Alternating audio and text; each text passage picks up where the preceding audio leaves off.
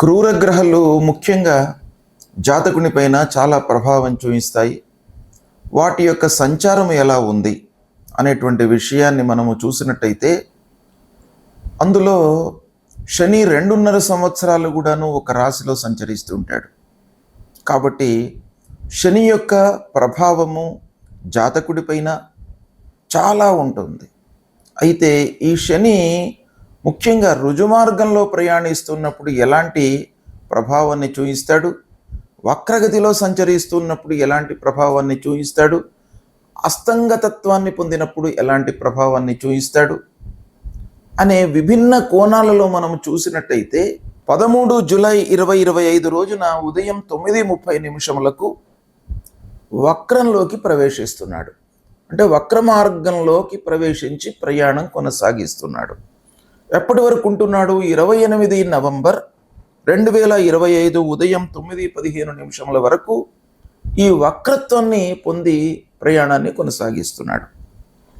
అంటే ముఖ్యంగా ఈ సమయంలో అంటే 13 జూలై 2025 నుండి 28 నవంబర్ 2025 మధ్య కాలంలో అంటే శనేశ్వరుడు వక్ర మార్గాన్ని పొంది ప్రయాణిస్తున్నటువంటి సమయం లోపల ఈ రాసులలో జన్మించినటువంటి వారికి, ముఖ్యంగా ద్వాదశ రాసులలో జన్మించినటువంటి వారికి ఎలాంటి ఫలితాలు ఉంటాయి, మామూలుగా రుజుమార్గంలో ఉన్నప్పుడు ఎలాంటి ఫలితాలు ఇస్తాడో వక్రించినప్పుడు అలాంటివే ఇస్తాడా, ఏమైనా దానికి విభిన్నమైనటువంటి ఫలితాలు ఇస్తాడా అనేటువంటి విషయాన్ని మనం విశ్లేషించి తెలుసుకుందాం.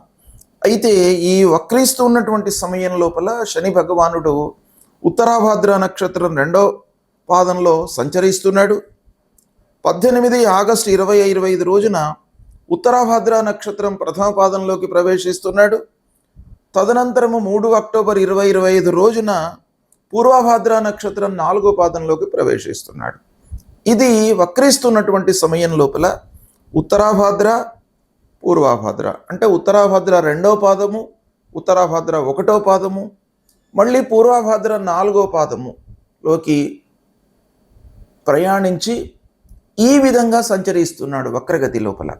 అయితే ఈ సమయం లోపల ఎలాంటి ఫలితాలు ఉంటాయి అనే విషయాన్ని చూసినట్టయితే ముందుగా మీనరాశి వారికి శని వక్రించినటువంటి సమయం లోపల గోచార ఫలితాలు ఎలా ఉన్నాయో తెలుసుకుందాం. మీనరాశి వారికి 29 మార్చి 2025 నుండి 3/6/2027 వరకు శని మీనరాశిలోనే సంచరిస్తున్నాడు కనుక జన్మస్థానంలో సంచరిస్తున్నాడు. అంటే ఏళ్ళనాటి శని ప్రభావం ఉంది మీనరాశి వారికి. అయితే ఈ మీనరాశిలో సంచరిస్తున్నటువంటి సమయంలో ఈ సంవత్సరము 13 జూలై నుండి 28 నవంబర్ వరకు వక్రత్వాన్ని పొందుతున్నాడు. అంటే వక్రిస్తున్నాడు. వక్రించినటువంటి గ్రహకు సహజంగా బలము ఉండదు కనుక దుష్ప్రభావాన్ని కూడాను ఇవ్వడానికి అంత శక్తి సామర్థ్యాలు ఆ శనికి ఉండవు. మరి ఎలాంటి ఫలితాలు ఇస్తాడు అని అంటే ద్వాదశ స్థానంలో సంచరిస్తున్నటువంటి ఫలితాలను ఇస్తాడు.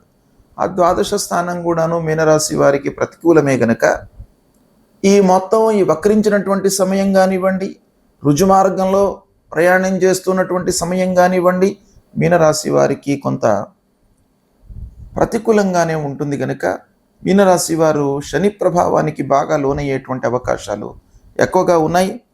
అయితే ఈ వక్రిస్తున్నటువంటి సమయం మీనరాశి జన్మస్థానంలో శని సంచరిస్తున్నాడు.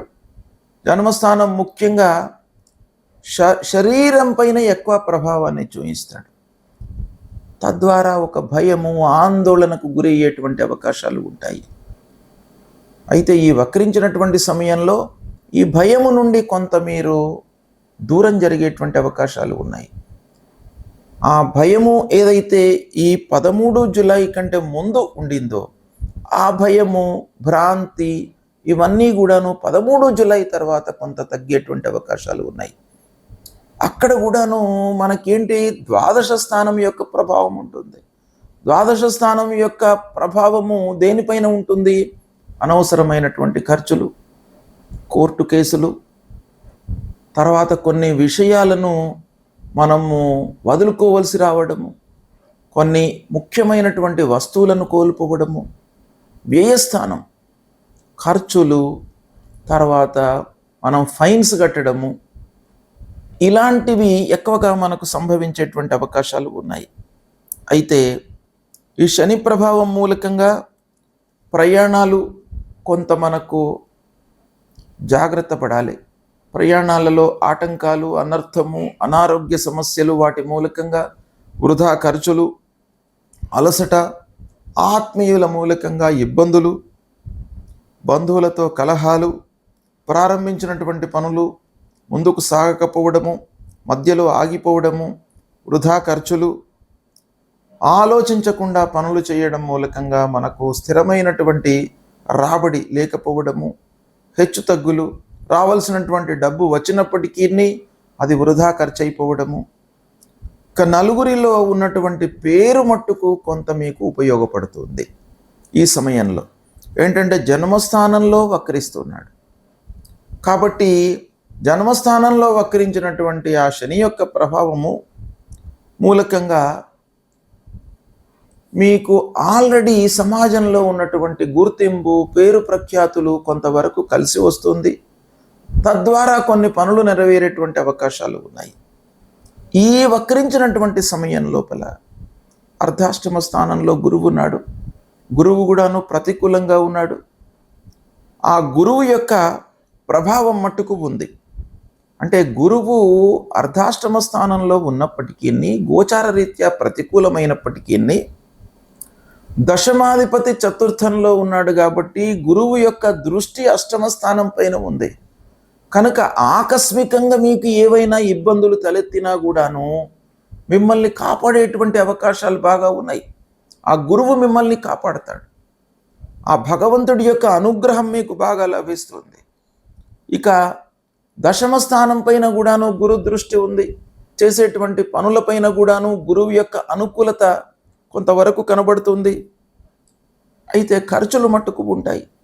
ఖర్చులు తప్పవు. ఈ సమయం లోపల అన్ని విధాలుగా మీరు కొంత ప్రిపేర్ అయ్యి ఉండాలి. అంటే వృధా ఖర్చులు ఉన్నాయి, మనం ఏం చేసుకోవాలి? రెండు మార్గాలు. ఒకటి ఖర్చులను నియంత్రించుకోవడము, రెండవది ఆదాయ మార్గాలను మనం అన్వేషించి ఆదాయాన్ని పెంచుకునేటువంటి ఉపాయం చేయడము. ఈ రెండు మీరు చేసినట్టయితే ఈ మీనరాశి వారికి శని వక్రిస్తూ ఉన్నటువంటి సమయం లోపల కూడాను కొంత మంచి జరిగే అవకాశాలు ఉన్నాయి. దీన్ని సద్వినియోగపరచుకోండి, శుభ ఫలితాలను పొందుతారు.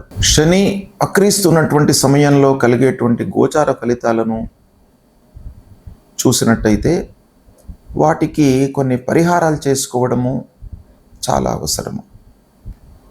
పరిహారాలు అనేటప్పటికీ మనకు రెండు విధాలుగా శాస్త్రం చెప్తుంది. ఒకటి మనం చేసుకోవాలి. అంటే స్వయంగా శని ప్రభావము ఏ ఏ స్థానాలపై ఉంది, మనం ఎలాంటి రెక్టిఫికేషన్స్ మనం తీసుకోవాలి. ద్వాదశ స్థానంలో ఉన్నాడు, వృధా ఖర్చులు పెట్టిస్తాడు. జన్మస్థానంలో ఉన్నాడు, శారీరకమైనటువంటి ఇబ్బందులు ఇస్తాడు. అర్ధాష్టమ స్థానంలో ఉన్నాడు, మనిషికి ప్రశాంతత లేకుండా చేస్తాడు. అష్టమ స్థానంలో ఉన్నాడు, ఆకస్మికమైనటువంటి ఇబ్బందులను ఇస్తాడు.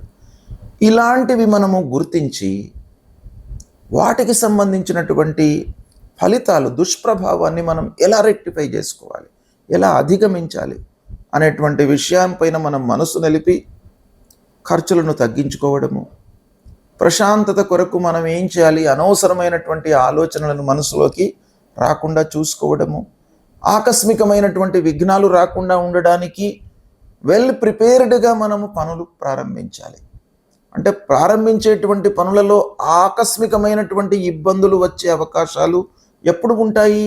మనం బ్లైండ్గా ఆ పనిని ప్రారంభించినప్పుడు. కనుక ఆ పని గురించి మనము వెల్ ప్రిపేర్డ్గా ఉండాలి, కూలంకషంగా ఆలోచించాలి. ఇక ముఖ్యంగా మనిషికి ఆరోగ్యాన్ని ఇచ్చేటువంటి స్థానము 1వ స్థానము. ఈ 1వ స్థానంలో సంచరిస్తున్నప్పుడు చాలా భయభ్రాంతులకు లోనయ్యేటువంటి అవకాశాలు ఉంటాయి. దీన్ని రెక్టిఫై చేసుకోవడానికి మనము ఏం చేయాలనేటువంటి మార్గాన్ని మనము వెతుక్కోవాలి. ఇది మనం చేయవలసినటువంటి కర్తవ్యాలు. రెండవది, ఇవి చేస్తూనే మనకు అందనటువంటివి కూడాను చాలా ఉంటాయి. మనిషి యొక్క ఆలోచనలకు, బుద్ధి జ్ఞానానికి అందనటువంటి విషయాలు ఎన్నెన్నో ఉంటాయి ప్రపంచంలో. వాటి నుండి మనము విముక్తులు కావడానికి, రెక్టిఫై కావడానికి, వాటిని మనము ఒక సరైన మార్గంలో మనం చేసుకోవడానికి భగవంతుడి యొక్క అనుగ్రహం కొరకై పరిహారాలు చేసుకోవాలి. అందులో భాగంగా శనైశ్వరుడికి ముఖ్యంగా మనం ఏం చేయాలి? ప్రథమతః దానాదులు, అంటే దానము. ఎలాంటి దానం ఇవ్వాలి? నల్లటి వస్త్రము, నల్లటి నువ్వులు, ఒక ఇనుప ముక్క, నువ్వుల నూనె, ఇవి దానంగా ఇవ్వండి. ఇది సామాన్యంగా అందరూ కూడాను, ఏ స్థాయిలో ఉన్నటువంటి వాళ్ళైనా కూడాను ఇవ్వడానికి అవకాశాలు ఉంటాయి. కాబట్టి దానానికి ప్రథమ ప్రాధాన్యత ఇవ్వండి, దానం చేయండి. తర్వాత శనైశ్వరుడి విగ్రహం పైన నువ్వుల నూనె పోసి అభిషేకం చేయండి. ఇక మూడవది, ప్రతినిత్యం కూడాను శనికి సంబంధించినటువంటి మూలమంత్రాన్ని జపించండి. నీలాంజన సమాభాసం రవిపుత్రం యమాగ్రజం ఛాయా మార్తాండ సంభూతం తం నమామి శనైశ్చరం అనేటువంటి ఈ మూలమంత్రాన్ని ప్రతినిత్యం కూడాను చదువుకోండి. అంతేకాకుండా శని ముఖ్యంగా అధైర్యాన్ని క్రియేట్ చేస్తాడు మీ లోపల. అధైర్యానికి కారకుడు, భయాందోళనకు కారకుడు. ఎందుకయ్యానంటే మనకి ఖర్చులు నియంత్రణలో లేకుండా ఉంటాయి. శని బాగలేనప్పుడు ఖర్చులు విపరీతంగా పెరిగిపోతాయి, రావాల్సినటువంటి డబ్బు రాదు. తద్వారా ఏమవుతుంది? మనిషి లోపల భయము ఆవహిస్తుంది. కనుక ఈ భయాన్ని నివృత్తి చేయడానికై మీరు ఆంజనేయ స్వామిని వేడుకోండి.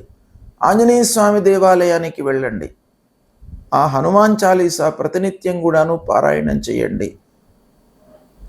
కేవలము ఒక మూలమంత్రం, మనోజవం మారుతతుల్య వేగం జితేంద్రియం బుద్ధిమతాం వరిష్టం వాతాత్మజం వానరయూత ముఖ్యం శ్రీరామదూతం శిరసా నమామి అనేటువంటి ఈ మంత్రాన్ని చదువుకుంటూ మీరు కార్యక్రమాలకు ప్రారంభము చేసుకోండి.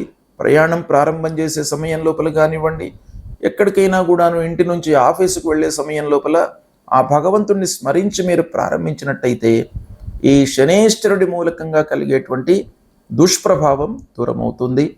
అదేవిధంగా అపమృత్యు దోష నివృత్తి కొరకై శివారాధన చేయండి. ఆ పంచముఖ మహామృత్యుంజయుణ్ణి ప్రతినిత్యం కూడాను ఆరాధన చేయండి. శివాలయానికి వెళ్ళండి, శివుణ్ణి దర్శించుకోండి. ఇవి చేసినట్టయితే మీకు శని మూలకంగా కలిగేటువంటి దుష్ప్రభావము దూరమవుతుంది. ఏ స్థానంలో ఉన్నప్పటికీ మనకు ఫైనల్గా భగవంతుడి యొక్క అనుగ్రహమే కావాలి. కాబట్టి భగవంతుణ్ణి మీరు కీర్తించండి, స్తోత్రం చేయండి, పారాయణం చేయండి, దర్శనం చేసుకోండి, గురువులను సందర్శించండి. ఇవి చేసినట్టయితే మీ లోపల భక్తి భావన పెరుగుతుంది. భక్తి పెరిగినట్టయితే మనిషికి కష్టాలను, దుఃఖాలను, నష్టాలను అధిగమించేటువంటి ఒక స్థైర్యం ఆ భగవంతుడు మీకు కల్పిస్తాడు. తద్వారా మీకు ఆ పరిహారం జరుగుతుంది.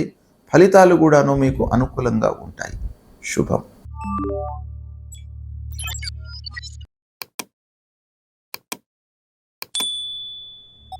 you